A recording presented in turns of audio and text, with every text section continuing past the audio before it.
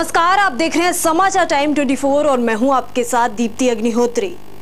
आज जहां एक तरफ पूरे भारत देश ने स्वच्छ भारत बनाने का इरादा कर लिया है, तो वहीं दूसरी तरफ हम आपको वो तस्वीर दिखाने वाले हैं जिन्हें देखकर आपको ये अंदेशा हो जाएगा कि स्वच्छता तो दूर, मुकम्मल सफाई के भी इंतजामात नहीं हैं। 2 अक्टूबर को प्रधानमंत्री मोदी ने एक राग में पूरे देश में स्वच्छता का लाप लगाया तो पूरा देश एक होकर स्वच्छता की ओर मुड़ गया था और पूरे देश में स्वच्छता की अलग जाग गई।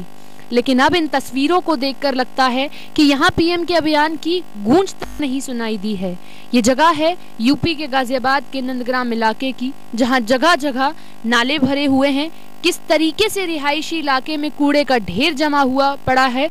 यहाँ की स्थिति इतनी बदतर है कि बच्चों के ठीक से स्कूल जाने की व्यवस्था भी नहीं है। बच्चों को मजबूरन इसी कूड़े से होकर निकलना पड़ता है। जैसा कि इन तस्वीरों को देखकर ये अंदेशा लगाया जा सकता है कि लोग इतना त्रास हैं कि उनके घरों में पानी भर रहा है और नतीजन उन्हें अपने घर छोड़ने पड़े।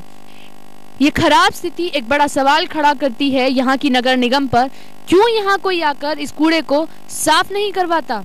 ये हम सब जानते हैं कि सफाई और हमारी सेहत का कितना गहरा रिश्ता है, लेकिन शायद नोएडा का ये नामचीन अस्पताल ये बात भूल चुका है। देखिए हमारी इस खास रिपोर्ट में। तस्वीरों को देखकर आपको ये लग रहा होगा कि ये कोई कूड़ा फेंकने की जगह है, लेकिन असल में ये जगह नोएडा के फोर्टिस अस्पताल के पास की है। शायद अस्पताल को या तो कूड़ा नजर नहीं आता या अस्पताल जानकर भी आंखें मूंद कर बैठा हुआ है। अगर अभी आप शायद अस्पताल में जाएं तो आपको जगह जगह स्वच्छता के बारे में लाइनें पढ़ने को मिल जाएंगी, लेकिन अस्पताल के बाहर का जिम्मा कोई नहीं लेता। अब आप ये अंदाजा लगा सकते हैं कि यूपी में क्या मनोदशा है स्वच्छता अभियान की। कहते हैं अगर एक टीचर का पढ़ाया हुआ एक बच्चे के समझ में आ जाए तो उस टीचर का पढ़ाना सफल माना जाता है। उसी तरह प्रधानमंत्री नरेंद्र मोदी द्वारा दी गई सीख अगर 125 करोड़ भारतीयों में से कुछ को भी समझ आ जाती है तो ये स्वच्छता का मिशन कामयाब हो गया। उसी तरह जागरूक इंसानों में से एक हैं ऋषि कुमार, जिन्होंने अपने घर के आसपास पड़ी हुई गंदगी को साफ करने की मुहिम शुरू कर दी है। इन तस्वीरों में जो लड़का हाथों में झाड़ू लेकर सफाई करता नजर आ रहा है, इसका नाम ऋषि कुमार है। जब ऋषि ने अपने घर के पास पड़ी गंदगी को देखा तो ऋषि खुद ही निकल पड़ा हाथों में झाड़ू लेकर स्वच्छता अभियान पर। और ऋषि को ऐसा करता देख आसपास के बाकी लोगों ने भी उसका जमकर साथ दिया। ये लोगों के मन का विश्वास ही है जो आज वे खुद ही हाथों में झाड़ू लेकर जुट गए पीएम मोदी के स्वच्छता अभियान में। लोगों को अपनी जिम्मेदारियों का भले ही एहसास हो गया हो, लेकिन नगर निगम की आंखें अभी भी बंद हैं। स्थानीय लोगों का कहना है उन्होंने कई बार कोशिश की नगर निगम से बात करने की, लेकिन नगर निगम हर बार उनकी बात को अनसुना करता रहा।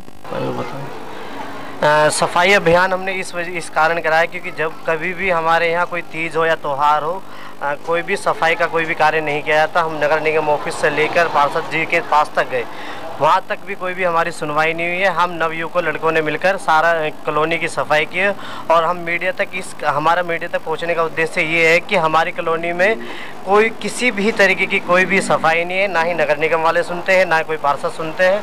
हम लोगों के यहाँ हम लोग गरीब लोग हैं, गरीबी के कारण ना तो यहाँ कोई सफाई है। कोई बड़े लोग होते हैं तो उनके यहाँ सफाई भी होती है। गरीब लोग यहाँ मर रहे हैं, चिकनगुनिया हो रहा है। हम लोग क्या कमाएं क्या खाएं, इसका सबसे बड़ा कारण सफाई अभियान का कारण ये है कि गरीब लोगों को कोई नहीं देखता। अब गरीबों को अपनी सफाई खुद ही करनी पड़ती है। किसी ने सच ही कहा है कि जब जागो तभी सवेरा। अगर ऋषि कुमार की तरह और लोग भी हो जाएं तो स्वच्छता की नई लहर दौड़ जाएगी। ये शुरुआत हर नागरिक को अपने स्तर पर करनी होगी, तभी जन सुधार की आवाज जन जन से आएगी। तो फिलहाल के लिए हमारे इस कार्यक्रम में बस इतना ही। समय के साथ चलते रहने के लिए देखते रहिए समाचार टाइम 24। धन्यवाद।